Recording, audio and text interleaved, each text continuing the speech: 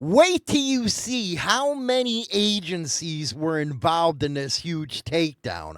I seen the list. I was like, holy cow, you're kidding me. No way. Yes, there was a lot of agencies involved in this. We're going to be talking about the Wheels of Soul and the Mongols out of New Zealand. Rev it up, feel the roar, hit the road, let's explore. Insane Throttle bringing news by James Hollywood Mesa Carey. Engine scream, we ride free. Truth and grit for you and me. From the streets to your screen. Biker news, the real scene. Okay, I sat here and I looked. I was like, man, this is like the second big bust in a month. We covered that deal down in Florida with the Mongols. I think it was 26, 28 of them that went down.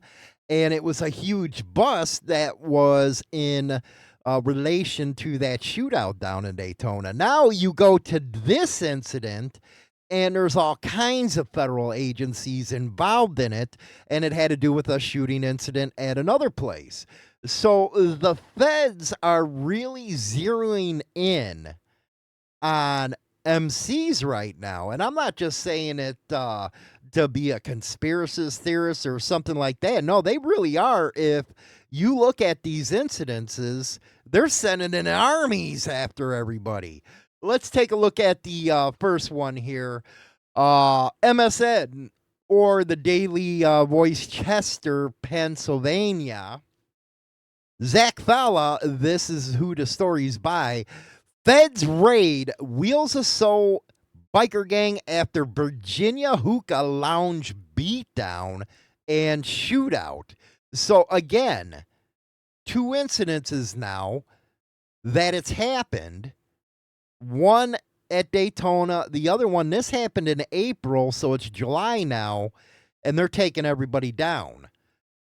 Savage assault and shootout outside of Virginia hookah lounge triggered a massive multi-agency raid on the Wheels of Soul outlaw motorcycle gang. Nearly 24, so that's 24 right there, are now on custody or on the run.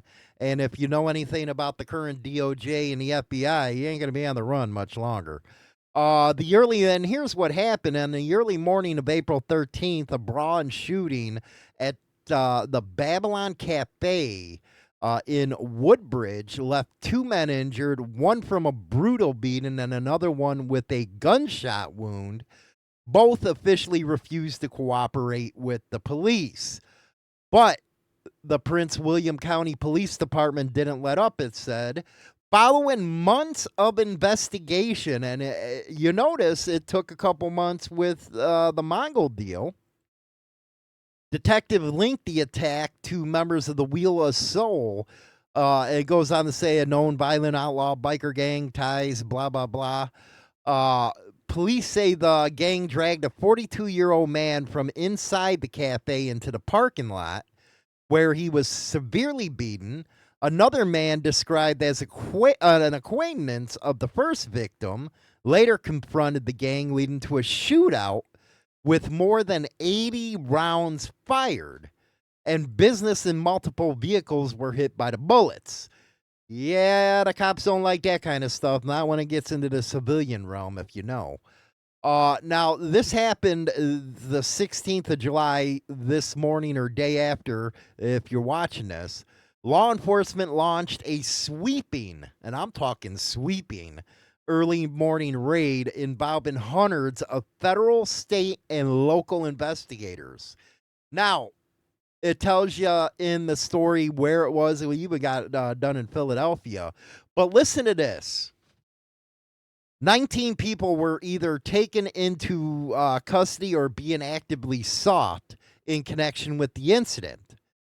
The FBI, ATF, U.S. Marshals, DEA, NCIS, that's military, isn't it? The U.S. Postal Service, Virginia State, Fairfax County, and Philadelphia were all involved in this. They got something major going on with them kind of agencies involved. More arrests are expected, and it goes on to say, due to the ongoing investigation, the locations of the searches are not being disclosed at this time. Additional information on those arrested in connection to this operation will be released when available. But again, NCIS, FBI, yeah, this ain't playing around. The U.S. Postal Inspection Service, they're going hardcore right now, man. Going over to New Zealand real quick, a Mongols prospect wants a lighter sentence for a holiday park brawl. Judge says, no way, Jack. Motorcycle club prospect Jesse White was on bail for an inter-gang brawl in Christchurch Holiday Park when he was arrested on drug charges. He failed to convince a high court judge to lessen his 4-year, 10-month prison term in a recent appeal. The judge saying that close quarters weapons used in the attack heightened the danger and risk to the public, heightened by a near miss with a bus as some fled the scene. There's a picture of the New Zealand Mongols right there. It goes on, I guess they were caught on camera and stuff. The Mongols leant on the barrier and stared at the banditos before forced it up and rushed towards the gangsters, one armed with a metal silver weapon, another with a wrench. They were followed by White, who was carrying a short curved pole, and another masked associate carrying a baseball bat. Now, I guess this was between them and the banditos, as it is according to this story. He was charged with assault with a weapon and rioting. This rioting stuff, they're really starting to use everywhere, it looks like, all over the world. While he was on bail, he was charged with possession of cocaine for supply. You don't want to do that, do you? I don't know. He appealed it, and this is a judge, having viewed the CCTV footage himself. I consider there was no error in judge treating all the offenders equally capable for this premeditated gang attack.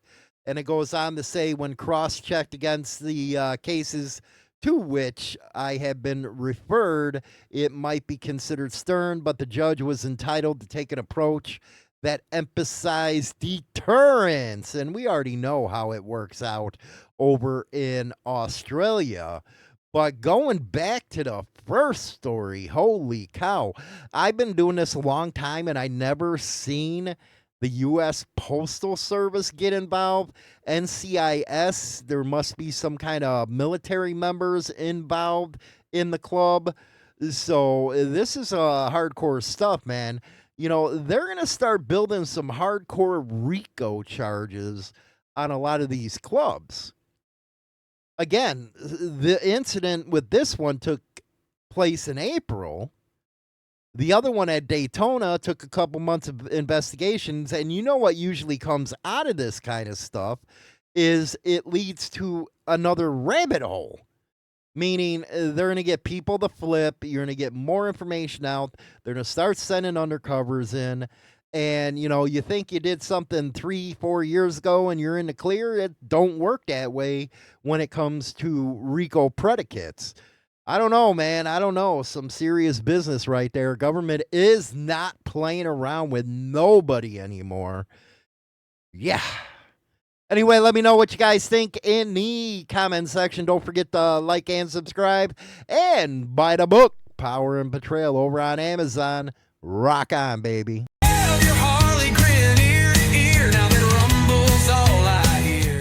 Chrome and whiskey running through my veins. Harley screaming freedom, breaking all my chains. Rolling home where the wind runs free.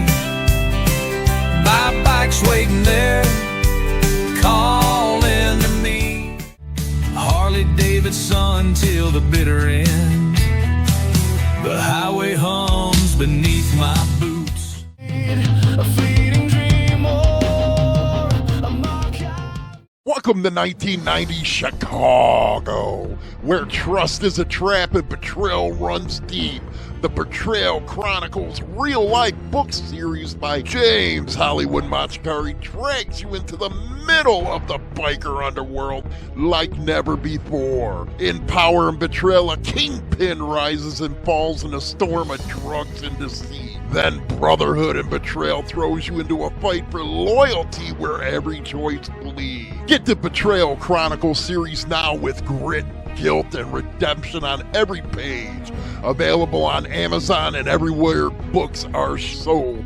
Also available is autographed copies by James Hollywood Machikari on www.InsaneThrottleBikerNews.com.